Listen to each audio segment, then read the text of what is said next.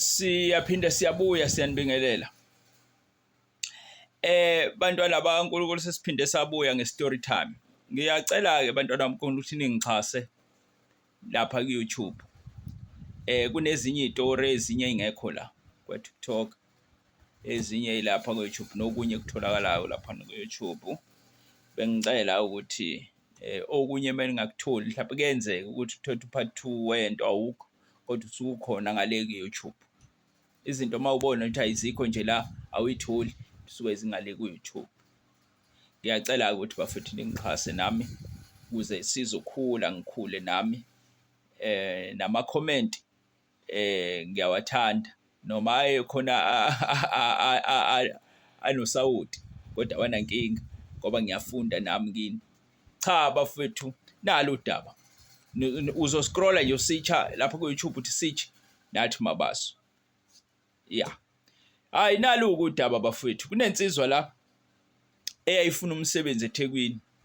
Iwufunile lensizwa umsebenzi eThekwini, yawufuna umsebenzi engangokuthi kwaphela 5 years ingawutholi umsebenzi.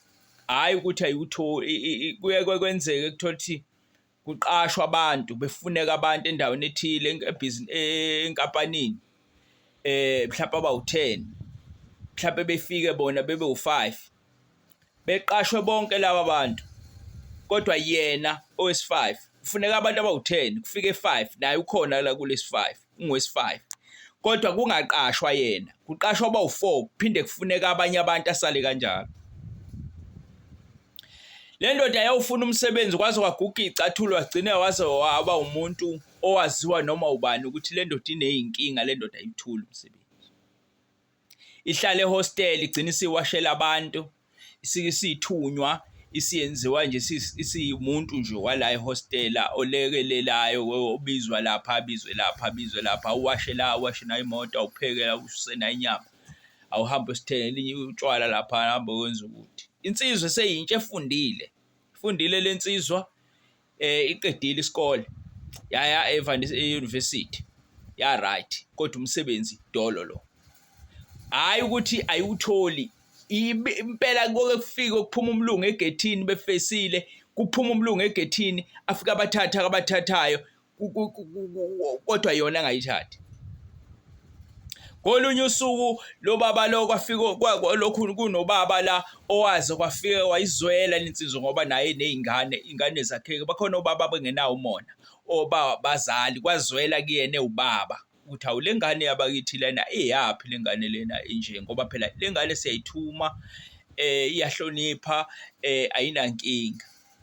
Wagcina sesondela mfana wami namanje umsebenzi awutholi na, wathi ayilutho baba, wathi ayikulungile mfana wami uzosebenza wena ngizokuqasha. Le insizwa le ubaba lo wayeyumanager emsebenzini. Hayi ahambe umkhulumela emsebenzini lo baba lo shuthi vele kwakufuneka abantu emsebenzini. Hayi ke wasemtshela ukuthi vuka ke kuseni ke insizwa ngizofika ngokukhulumele le kumlungu, vuka egethini kuyaqashwa kusasa. Ngizofika ngikhulume nomlungu lapha ukuthi afika aqashe nawe uphathe ukuthi nokuthi. Hayi kwavuka kuseni insizwa yahamba yayakhona. Hayi aphuma umlungu ngesikhathi ukubiza abantu, afika babize bonke abantu biseshiya lensizwa lithi yangena besithi wo wena. Hey ixakeke lensizwa ukuthi kanti kwenzakalani ngami? Hayi no bengena abantu besebenza ethi uyabuka le manager, hayibo luphi lo mfana lo, bethi uyabuka nangi lo mfana uhleli lapha egedini. Ahambe lo baba le ayekuye lo mfana, hayibo ndoda kanti manje sekwenze njalo, kanti ukuphi umlungu ethatha abantu ngoba namanje basashoda abantu. Kodwa ke uthe nje umlungu hayi mina uvele wathi angangeni mina akangifuni. Hawu usho njalo lo mlungu ngani abantu basashoda kumanje, wathi hayi cha nje uthe nje akangifuni angangeni mina. Uvele wathi nje mabengena abantu wathi hayi wasengiphusha mina ungivimba, wathi angangeni. Hayi kulungile ngizokhuluma naye lo mlungu. Hayi ahambe lo baba lo afike akhulume nomlungu, afika athi baba akhuluma ngendlela abakhuluma ngayo basi. Cha nayi insizwa lapha phela le nsizwa ngihlala nayo kanje nje umfana oright olungile, ngicela ukuthi angene phela ukhona umuntu vele ikhala isekhona emsebenzini. Aphuma umlungu athi usho muphi umfana amkhombe lapha negethini, wathi hayi wathi hayi ngiyaba laba abanye ungangilandela abanye abantu kusasa kodwa loya mfana loya ngimfuni lo. Wathi le manager wenzeni lo mfana? Wathi cha ngimazi nje nanokumazi kodwa ngimdingi la efemini yami. Angifuni nje nokumbona loya mfana loya lapha yana. Angimdingi la efemini. Wathi lo mlungu wathi kwenzeni? Awukho? Wathi cha nje angimthandi nje angimdingi angimfuni futhi ungamqashi. Hayi avela abone lo baba lo ukuthi ngazi ukuthi kunenkinga kuloya mfana. Sekuphela iminyaka emingaka ngisho ngizomtholela umsebenzi sengimtholela umsebenzi engaqashwa. Umlungu ayikhuluma kanje. Wathi hayi umlungu hayi kulungile baba ngiyakuzwa ngizokwenza ilokhuzana iplan ngizokutholela abanye abantu kusasa. Hayi umlungu athi hayi kulungile. Hayi ihambe insizwa afika athi lalela mfana le manager ithi lalela mfana awuhambe ekhaya ngizokuthola lapha ehostel ntambama. Hayi ahambe lo mfana athi abedibane naye ehostel ntambama.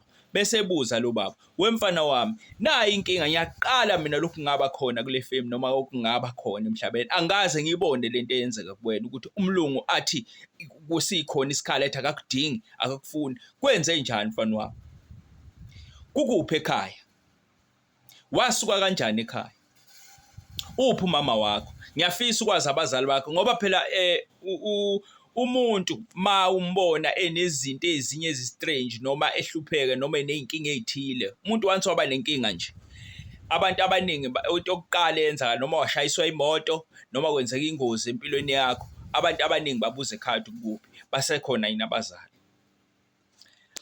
Siyabuya ngo part 2.